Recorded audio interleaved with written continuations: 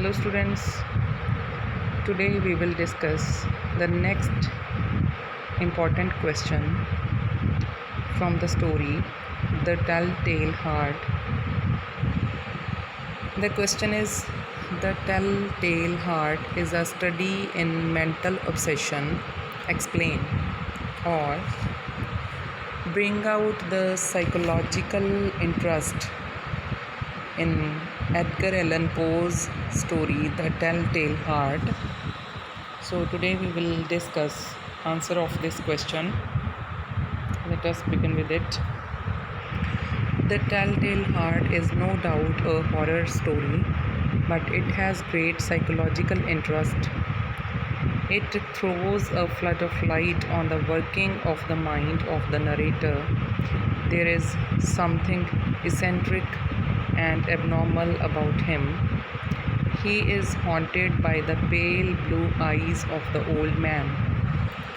The story The Telltale Heart has so many horror elements in it, but the story has great psychological interest also because it throws light on the working of mind of the narrator, who is an eccentric person and he behaves like an abnormal person also.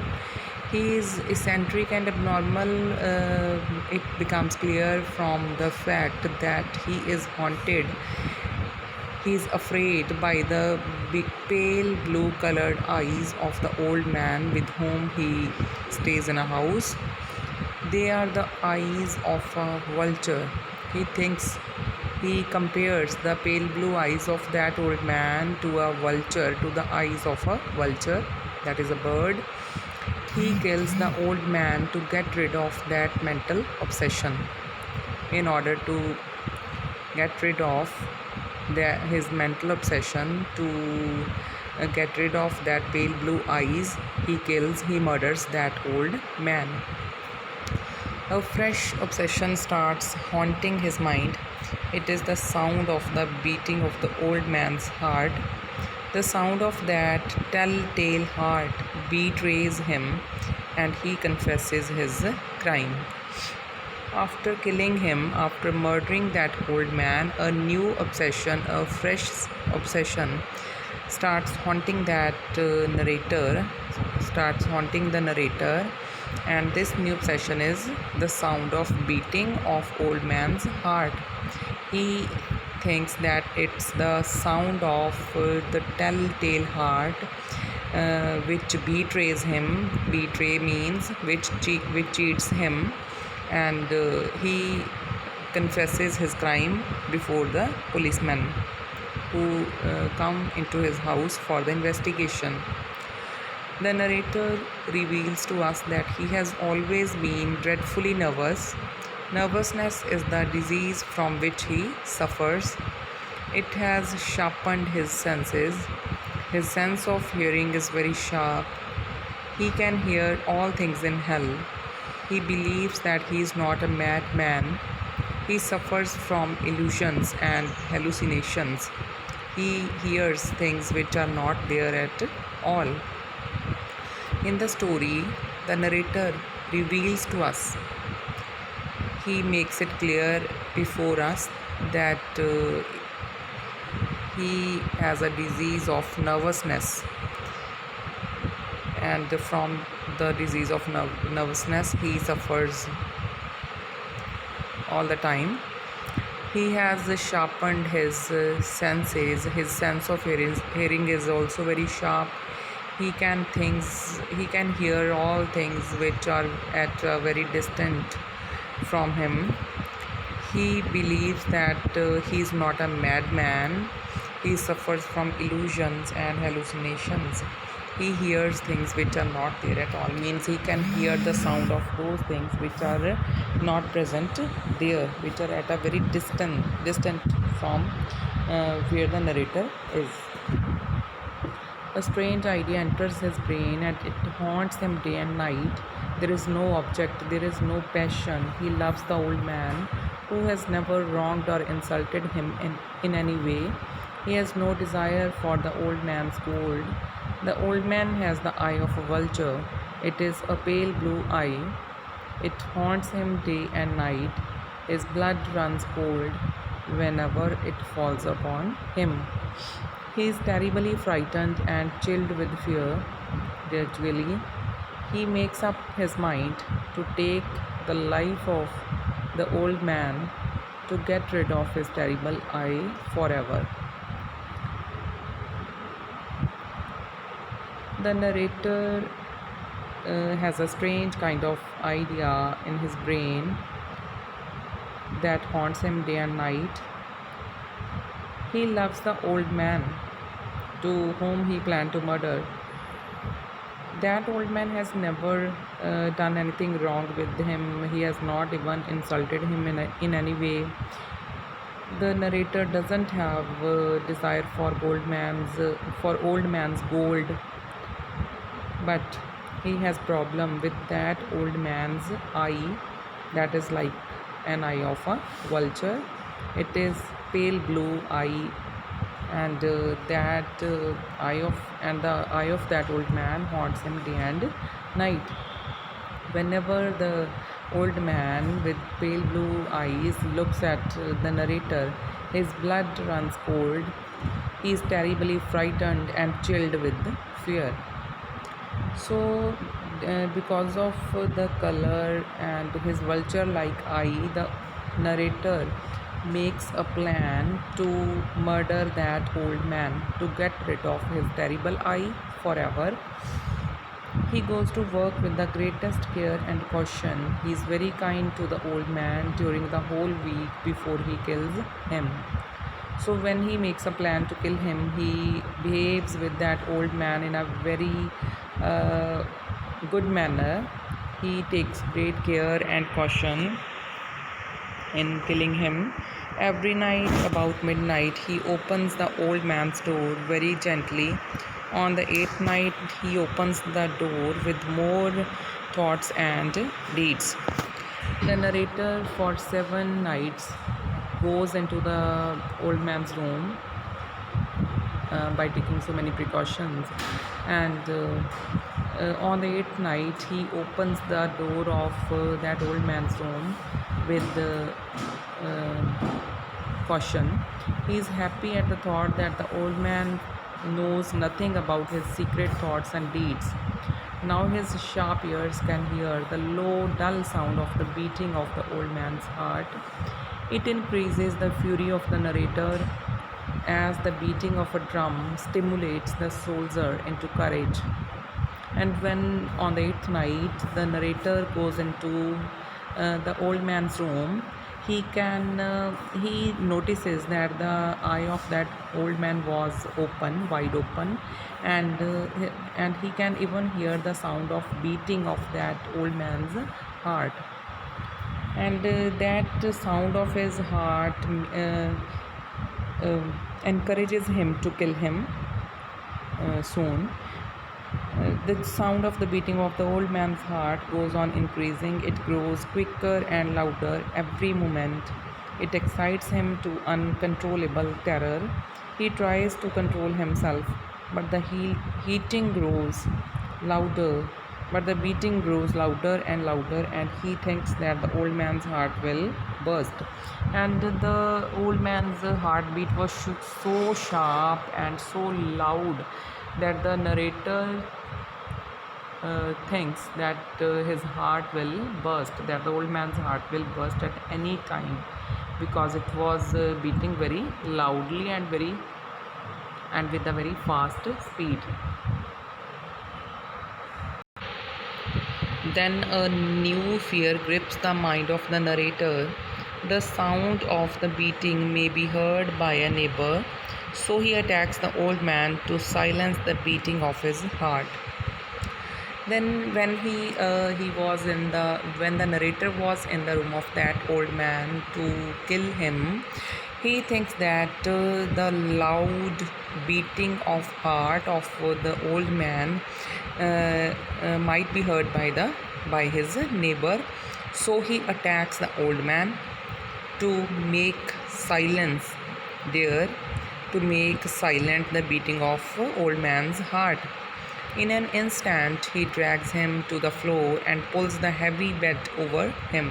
So, in order to murder that old man and to stop the beating of his heart, the narrator drags that old man to the floor and pulls the heavy bed upon which the old man was lying. He pulls the heavy bed over him. For many minutes, the old man's heart goes on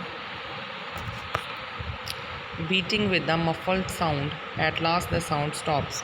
So, after smashing the bed over him, the heartbeat continues like that, and at last the sound stops. The narrator removes the bed. The old man is stone dead. His eye will trouble him no more. Now, after murdering that old man, the narrator thinks that the old man is now dead, and his pale blue eye, like a vulture's eye, will never trouble him. The narrator leaves no stain or blood spot anywhere after murdering the old man. He dismembers the corpse and conceals it under the planks of the flooring.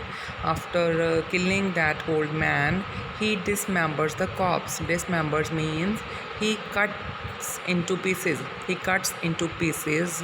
The corpse means dead body. He cuts into pieces to the dead body of that old man and conceals. Conceals means he hides those pieces of dead body under the floor, under the tiles of the floor, under the planks of the floor. He shows no sign of fear when three police officers come, because a shriek was heard by a neighbor during the night. And when three policemen came to his house, because a sharp sound sharp voice was heard by a neighbor during the night. So three policemen comes to his house for the investigation, and he shows no sign of fear before them. Suspicion of foul play was aroused, and the neighbor informed the police. The police officers have come to make a search.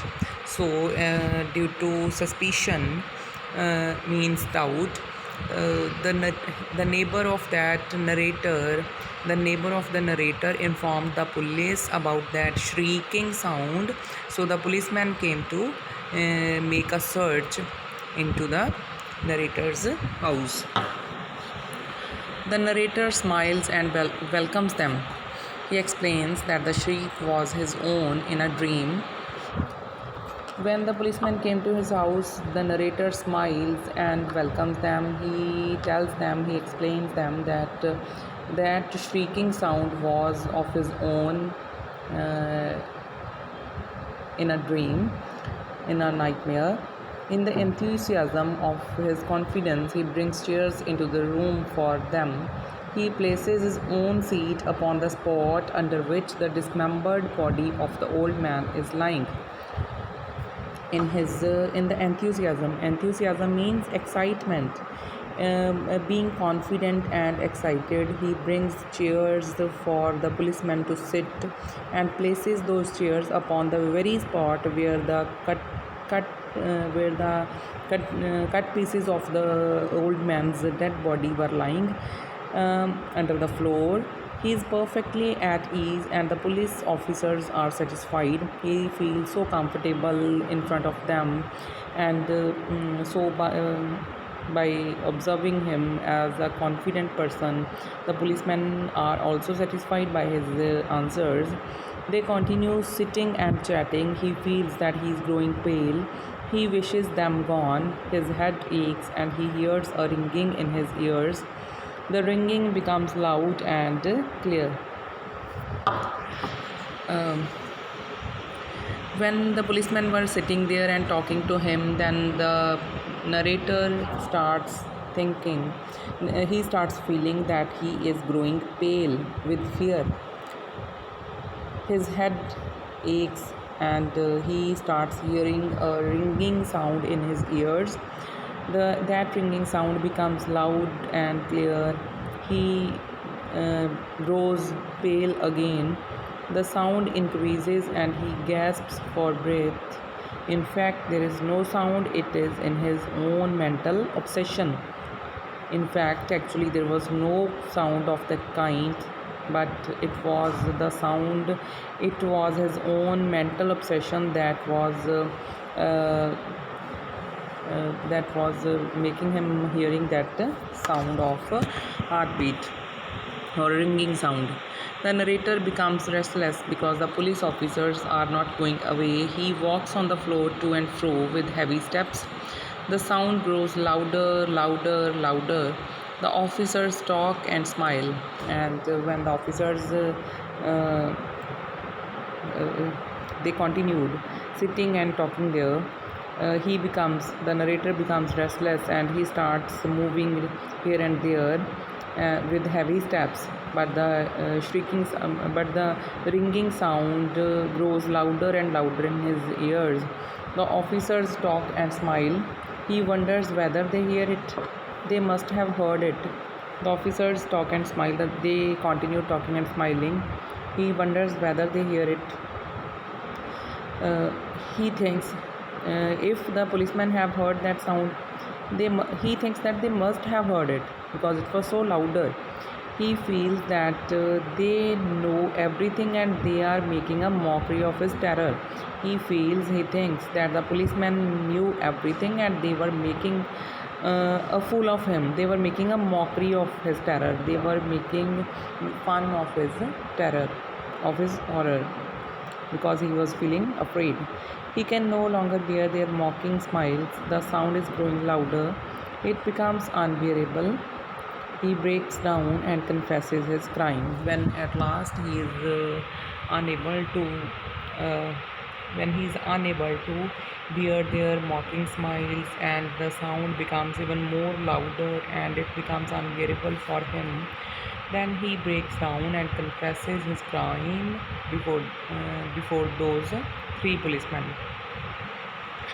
Thus, the story, The Telltale Heart, shows that it is a study in mental obsession of that narrator. It throws a flood of light on the working of the narrator's mind. So we can say that the story is a study in mental obsession, and it also brings out the psychological interest of the narrator. Students, this was the answer of this question, that Telltale Heart is a study in mental obsession. Tomorrow we will continue with our next lecture. Thank you very much.